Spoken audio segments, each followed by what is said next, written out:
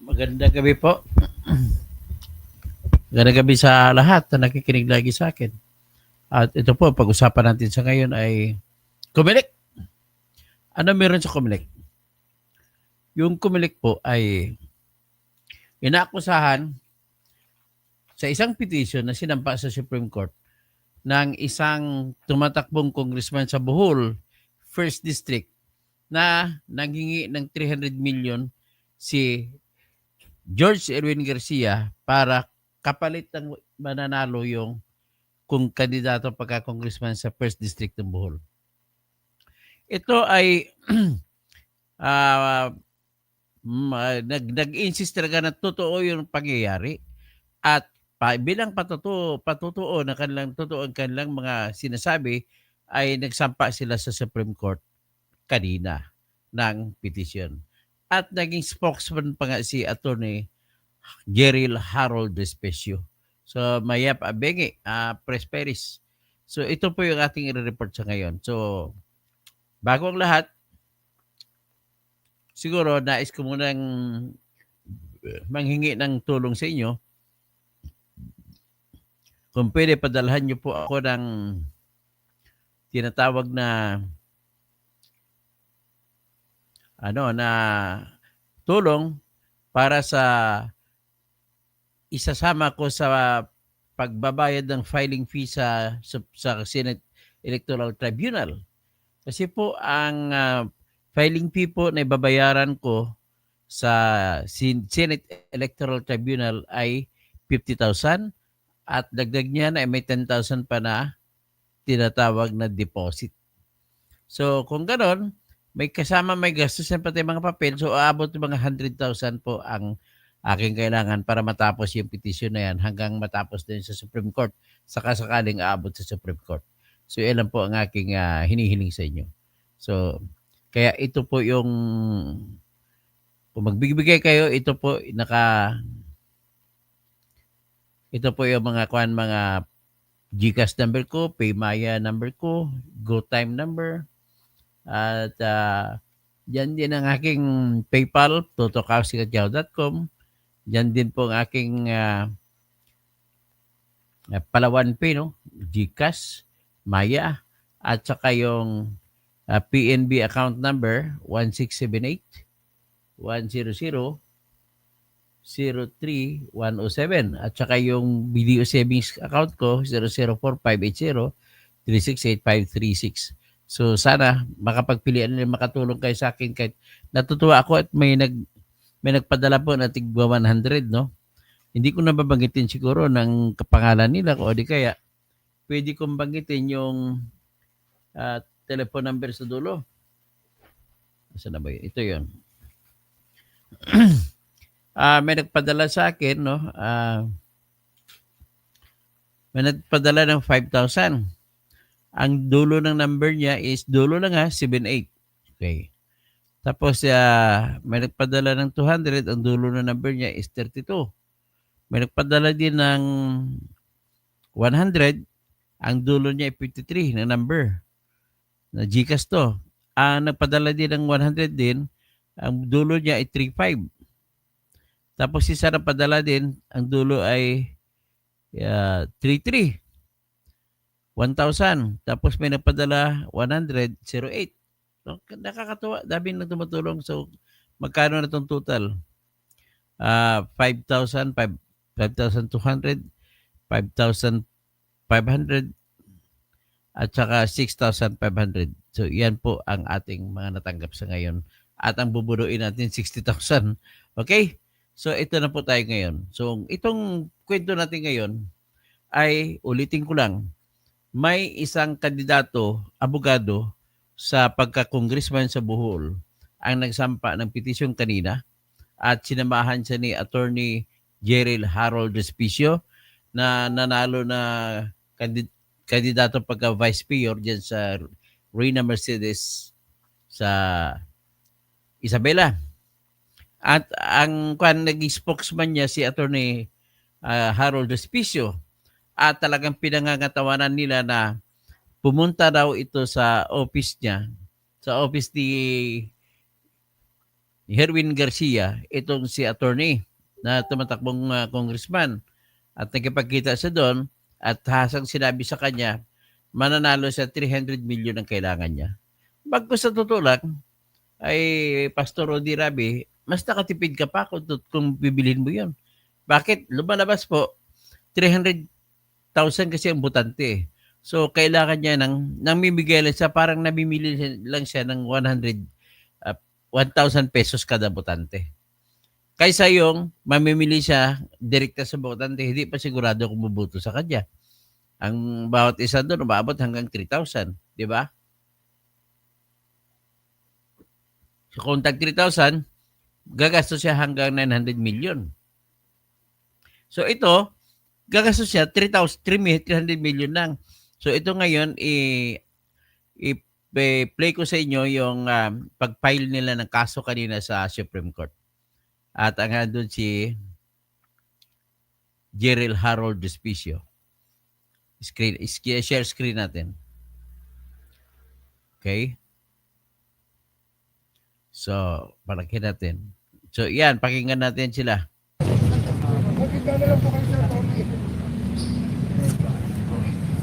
Ayan si Jerel Harold Well, good Despicio. afternoon everyone. Maraming salamat sa pagpunta ninyo ngayong hapon na ito dito sa Supreme Court. Sinasamahan ko si Attorney Jordan Pisaras para magsampa ng kaso laban kay COMELEC Chairman George Garcia para sa lahat ng kandarayang kanyang ginawa ngayong eleksyon 2025. Ang bigating aligasyon ni Attorney Pisaras ay dumalaw si Attorney Pisaras noon October 2024 sa opisina ni Chairman George Garcia para mag-courtesy call dahil first time niyang tumakbo bilang congressman ng District 1 ng Bohol.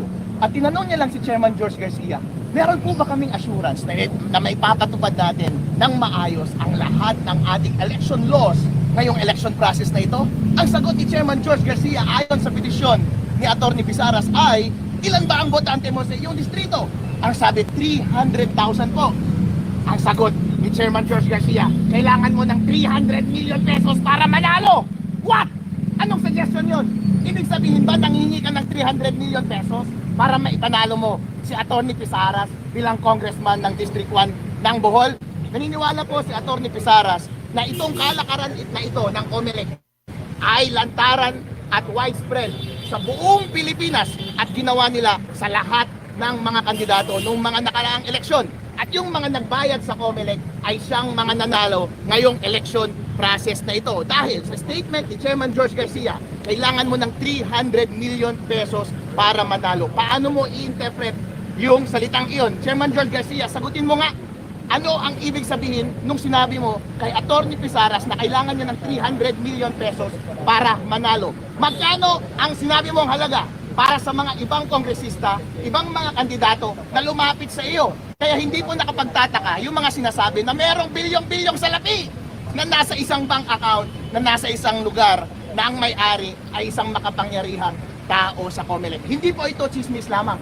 Ito po ay totoong aligasyon. Ito po ay pinaninindigan ni Atty. Pisaras. Nandoon po sa loob, nasa loob ng petisyon. Ito po ay isinasampa namin sa Korte Suprema para ang mga justices natin mismo ang mag-imbita kay Chairman George Garcia at sa kanyang mga kasama na sagutin ang mga aligasyong ito dahil ito po ay totoo. Ano ang ibig sabihin mo, Chairman George Garcia, noong sinabi mong kailangan niya ng 300 million pesos para manalo ngayong eleksyon na ito? Kasama po dyan yung maling paggamit ng COMELEC ng version na software doon sa automated counting machines. Ito ba yung paraan para isagawa ninyo yung daya na inyong ginawa? Ang na-audit po ay version 3.4. Bakit nyo ginamit yung version 3.5? Nandun ba sa version 3.5 yung daya na inyong in-implement? Ganon din po ang maling pag-implement ng COMELEC pagdating sa transmission ng mga election results mula doon sa automated counting machines papunta sa mga servers. Ang sabi po ng batas, diretso dapat mula sa automated counting machines papunta sa mga servers ang resulta ng eleksyon. Pero sabi mismo ni Chairman George Garcia na dumadaan muna pala sa data center 3 yung mga resulta ng automated counting machine. Therefore, namamanipulate po yung data sa gitna. Hindi po sinunod yung batas. Chairman George Garcia, sagutin mo po ulit ito. Ito po ba ay ulit ang inyong paraan para isagawa ang pandaraya noong nakaraang eleksyon? Chairman George Garcia, kailangan nyo pong sagutin lahat ng ito Dahil lahat pong aligasyon na ito ay seryoso po. Kailangan nyo pong sagutin para sa susunod na eleksyon, hindi na po ito mangyari ulit. Ipinapasa na po namin sa inyo ang bola. Wala na pong natitira mula sa amin. Ang sagot na lang po ay nasa inyong bunganga. Sabihin nyo na lang po ang totoo dahil wala na kayong ligtas. Seryoso na po kami. Papanagutin po namin kayo sa Supreme Court. Pinadidisbar niyo po, Mr. Kasama po sa prayer namin na ipadisbar si Chairman George Garcia dahil karapalan po ang ginawa nilang mga paraan ngayong nakaraang eleksyon na ito. Sino po ba ang responsable sa pagsasagawa ng maayos na eleksyon? Hindi po ba ang COMELEC, ang Commission on Elections? Sino po ang nagko-compose ng Commission on Elections? Mga commissioner na pinapangunahan ni Chairman George Garcia. Siya ang nagdidepensa ng mga palisiya na kanyang isinagawa. Kung meron mang taong dapat managot sa prosesong ito, lahat ng pandaraya at pagkakamali, walang iba kundi si Chairman George Garcia. Nanghihingi rin kami ng tulong mula sa National Bureau of Investigation bilang ahensya na dapat magsagawa ng investigasyon ng mga ganitong anomalya. Natignan nila itong mga aligasyon ni Atty. Pisaras kasi garapalan po ang pag-amin ni Chairman George Garcia. Gumamit sila ng illegal na equipment sa pag-transmit. Gumamit sila ng illegal na software. Hindi po ba yan paglabas sa ating Omnibus Election Code? Dapat po, kung meron mang taong dapat makulong ngayon, walang iba kundi si Chairman George Garcia. Or meron kayong prayer para sa injunction? Anong gusto natin? Nag-request tayo ng Si Attorney Pichara nagsasalita ngayon. issuance of a status quo ante order. The minute the last ballot was dropped to the box. And then cancel natin yung publication ng respondent. Tapos may binabanggit na bribery na 300 million daw. Pero pinaturan niyo pa yun? Papakibasa sa ating petition. Pero may proof po ba tayo na nag-birth support talaga tayo kay Chairman Garcia? Nagkaroon po ng ganang pag-uusap? Ano ba proof natin sa petition? Kabasahin mo yung petition, yung picture doon. So mayroon po kayong pictures? Kompleto po, evidence? kompleto po. Sir Evino, ano po ang kuweba sa conversation ninyo? May witness tayo. Nakasaad po yun sa inyong petition. Opo. Yun nga, sa tingin po ninyo, ang ibig sabihin doon ay perang bigay kay Chairman, hindi po pera para sa Actually, at that time, hindi ko maintindihan bakit na sinabi yun. Pero ngayon, maintindihan ko na. Pero hindi niyo po ba Ibig sabihin, sabi ni Attorney Pichara, ay pumasok siya doon. Bakit sinabihan daw siya na kailangan 300 million para manalo? Kasi nagtanong siya, ilan ba botante nyo? 300,000. O kailangan ba 300 million para manalo? linaw mismo kung ano Hindi ko para rin sa yan. inyo I was shocked. Shocked. I literally fell off my feet. My feet. Nahulog ako sa upuan ko. Pero saan po nag-end yung conversation? Ano? Nag-end kami kasi iniba ko na lang yung topic. Sir, kailan po nangyari yan? October 15, 2024. Tapos tingin po natin, kaya tayo natalo is kasi hindi tayo Hindi yun. Ano po na natin? Ang pag-conduct sa election was yan ang tone ng pag-conduct ng election. Pera. Ano po panawagan ninyo sa Supreme Court? May prayer kami. I suggest that you read our petition. Pwede ba sa update na po, ano po ang inyong disbarment po, katulad ng sabi ni Attorney? Yeah, kompleto yung sinabi ni Attorney Haron. Hindi po basta-basta at hindi po biro ang ganitong mga aligasyon, mga kababayan. Dahil kapag pag-aaralan ninyo ang mga statement ni Chairman George Garcia, parang lumalabas. Kapag ilan ang bilang ng botante mo sa inyong locality, 1,000 kada isa. Kung kukumpitin nyo po, mas mura pa yan kaysa sa running rate ng bilihan ng boto doon sa ground. Kung ikaw ay nangangampanya, mas gugustuhin mo bang magbayad na lang ng 1,000 pesos sa COMELEC o bumili ng tigpa 5,000 pesos na boto? Nalugi pa yung mga gustong magbenta ng boto na ating mga kababayan.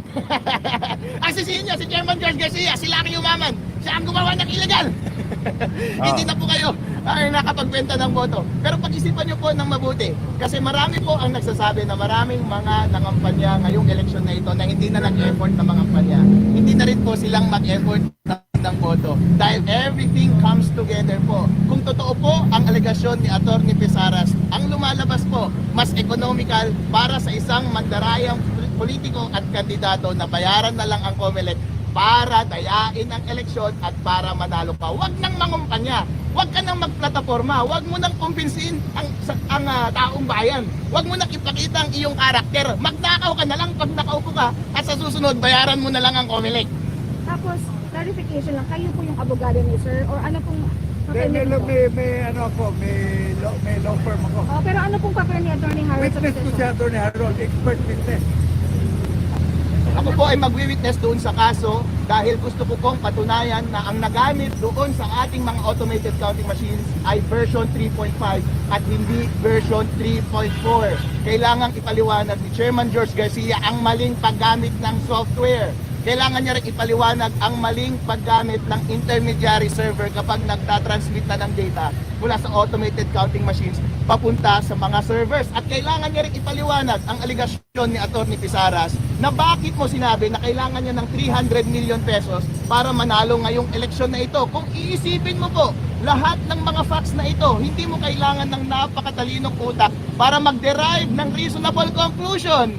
Tanong lang po, Chairman George Garcia, nandaya po ba kayo? Thank you.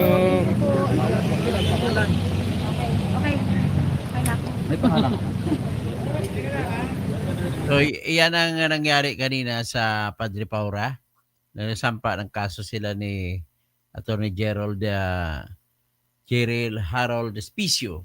At iyon ang ibig sabihin na pwedeng mangyari ito kasi unang-una diniin na ni Attorney Harold Despicio na yung ginamit na bersyon ng programa para tumakbo makina nung nakaraang halalan ay yung 3.5 version.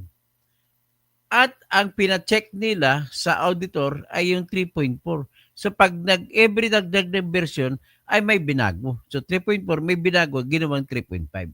So ganun po yung katuso. So posible po mangyari na kagaya nung posible pa mangyari, papananunin kanila ni George Erwin Garcia. Kasi control nila eh. Hawak nila eh. So ngayon, may ang isa pang pruweba na kung bakit talagang merong dayaan mangyayat makokontrol nila, yung pag-amin mismo ni Garcia na nung nakaraang halalan, ang boto galing sa automated counting machine, imbis na direkta pupunta sa mga board of canvassers, ang nangyari, dumadaan muna sa data center 3.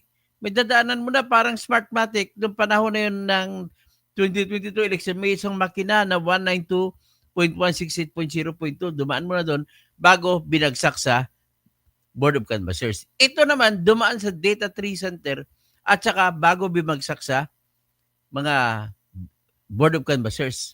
So, George Erwin Garcia, ano nang mangyari nito sa atin? Ha? Oh, isang kanta, isang awit para sa iyo, George Garcia. Ito'y aking inawit para sa iyo. Ibang-iba ka, George! Ibang-iba ka, George! Ibang-iba ka, George! Erwin Garcia! Ibang-iba ka, George! Ibang-iba ka, George! Ibang-iba ka, George! Mag-resign ka na lang! Ayun, George, wala talaga kang kwenta sinabutahe mong eleksyon. Ang isa pa na katibayan na mayroong pandaraya na nangyayari sa eleksyon ito ay ang 17,028,240 overvotes. Grabe. Ibig sabihin yan, 17 million mahigit ding katao ang boto nila sa pagkasenador ay hindi nabilang. Kita mo yan? Dapat may failure of election. Nagsampa ako ng failure of election petition sa inyo. Hanggang ngayon, hindi nyo dinidesisyonan. Dapat desisyonan nyo na yun. So ngayon, ibig sabihin yan, kung nasama lamang ang bilang ng 17 million na Pilipino, ay maaaring mananalo ang lahat ng kandidato ni Duterte. O karamihan pa noon mga overvotes sa Mindanao. Ay nako, George. Wala ka talaga, George. Talagang talagang the biggest animal na dapat masintensyahan, electoral sabotage ang ginawa mo, George. Akalain mo ang diferensya 26 million na si Bongo. Eh 17 million kung idadagdag mo sa number 20, ang number 12 si Amy Marcos. Ang boto niya 13 million. Halimbawa 10 million na 23 million na siya doon. Ang laki na pagbabago. Kaya naka 17 plus 13, edi ang mangyari na 40 million. At 30 million, labang pa siya kay Bongo. So, ganun gagago ginawa sa atin. Wala tayong, paano pa yan? Jack maawatan, sabi na Ilocano. Ay, walang agyamanak. Okay? Hanggang dyan na muna tayo. At call lang ako, Juanito Millones. Big Bang, sabihin, ahayaan na lang si George. Guilty Ramirez, kasabwat yan. Kapandaray si Garcia. Tapos si Life Forever, dapat bilangin uli ng mano-mano. Ganun nga dapat. Tapos Lisette Katamura. Tapos si Sari Manok, si P. Bakahin dyan sa Agusan del Norte. Johnny Gargarito. Yung DQ sa senatorial race natin, Doc Toto Kausing. Unconstitutional, mag-file na rin. Sige, hayaan mo na, mag-file na lang tayo ulit ng kandidatura sa 2028 kung gusto talaga natin. Tapos Maria Luz Reyes. Yan ang dapat tutukan, huwag, buwagin at kumilik. Kaya tutukan ko itong mga kaso sinasampa ko sa kumilik. Si Pastor Rodi Rabi, Sari Manok, ano pa. So anyway, Robel Garcia, ipakita ko po rito yung resulta ng boto na kung saan ay natalo si Attorney Pizarra. Ito po.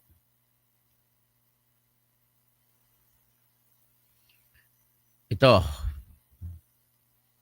Yan ang resulta sa Bohol. Sa Bohol na election, ang nanalo ay si Baba. 130,000.